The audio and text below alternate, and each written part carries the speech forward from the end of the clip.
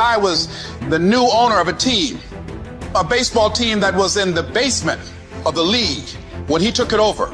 He went to the pitcher and he said, what is your best throw? He said, well, I got a good curveball and I've got a good fastball. And he went on talking about his different throws. He said, but tell me this, what is your best throw? He thought for a moment. He said, I've got a good fastball. He said, that's all I want you to work on. Nothing else. Just develop your fastball. The next year, they went to the World Series. Most people don't know where their fastball is. Most people go through life never discovering what their talents are. Most people never develop their talents. They have skills and abilities, but if you don't nurture them, if you don't develop them, they will never serve you. Your gifts can take you many places if you develop your gifts. And you'll be surprised at the things that you're able to do.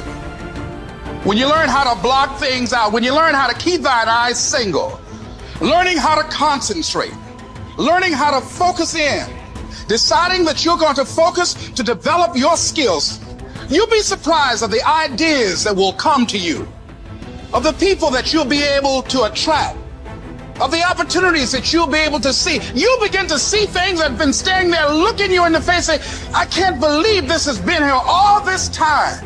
Compare yourself to who you were yesterday, not to who someone else is today. Because you need to have a hierarchy of improvement. You need to be aiming for something. And that means you're going to be lesser than people who've already attained along that dimension. So the question is, who should you defeat in the final analysis? And the answer is, you should defeat your former self. You should be constantly trying to do that. And you're the right control for yourself too, because you're the one who's had all your advantages and disadvantages. How bad do you really want it? You gotta hear me. People talk about Oprah Winfrey, Ted Turner, Warren Buffett. Listen to me. I don't care how much money you make. You only get 24 hours in a day. And the difference between Oprah and the person that's broke is Oprah uses her 24 hours wisely. Your brain will trick you. You are your own worst enemy. Because life doesn't give you what you want. It gives you what you deserve. And if you haven't worked for it, if you haven't sacrificed for it, if you haven't given your all, then you don't deserve it, and you won't get it. Here's the problem I find most people have. They judge themselves through the lens of a moment. They fail at something. They miss. They embarrass themselves. They flub something. And they think that defines who they are. But I'm telling you right now, you're not defined by who you are. You're defined by who you want to become and the price you're willing to pay to get there.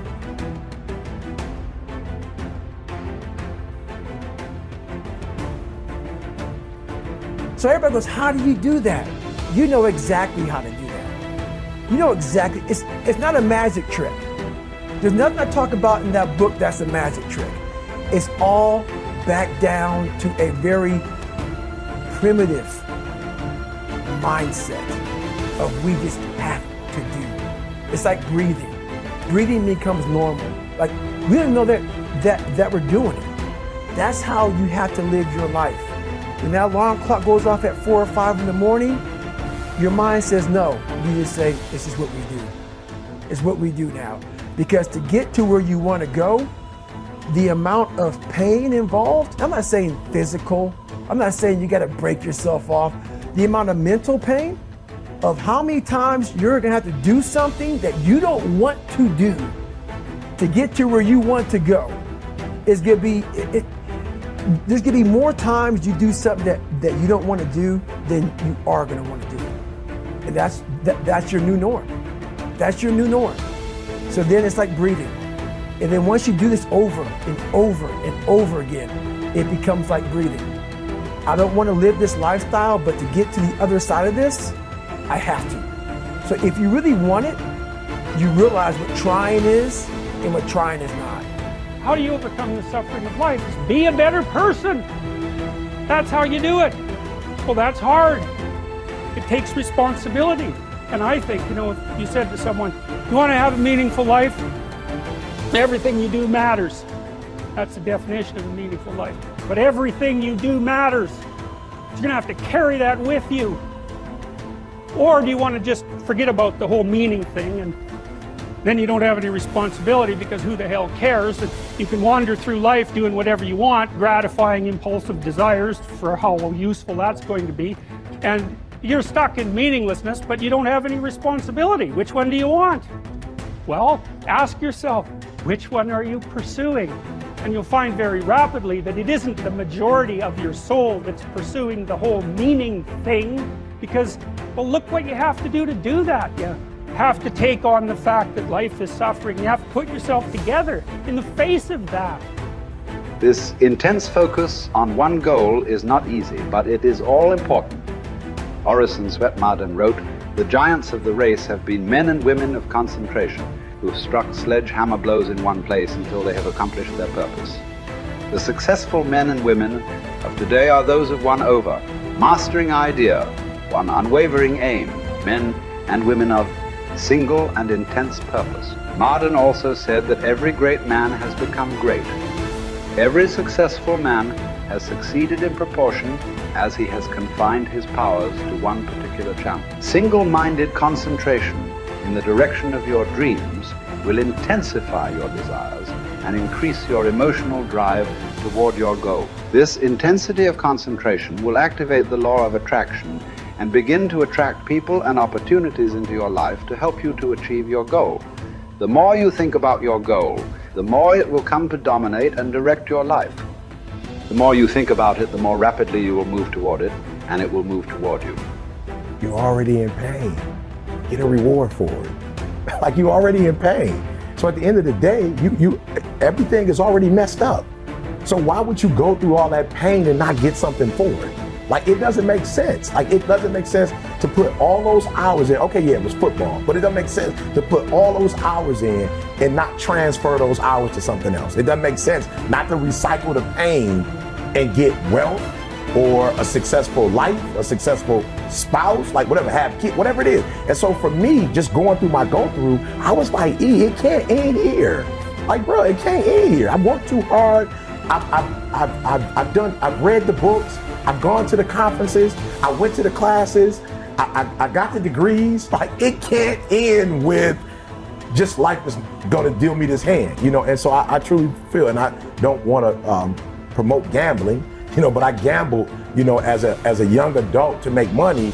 And I watched guys who had a royal flush lose because of the giddy and the excitement. I'm like, oh, he got something. You know what I'm saying? Okay, take what I have and leave. But I also watched people who had nothing in their hand with that poker face actually act as if they had a royal flush and win. And so I learned early, like, yo, it doesn't matter if you grow up rich. You still got to play your hand. It's not like life says, all right, you rich, so you're not going to have any, your parents will never get cancer.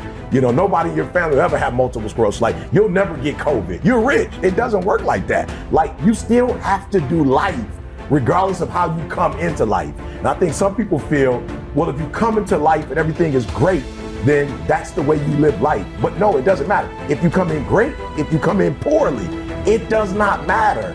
You have to do life. And if you're smart, you do life on your terms and you don't let life make you do it on its terms.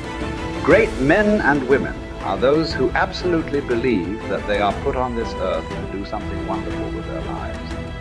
They have a vision of something greater or better than their current circumstances. Personal greatness means having a sense of destiny and a conviction that your thoughts and your imagination are the only real limits to your possibilities.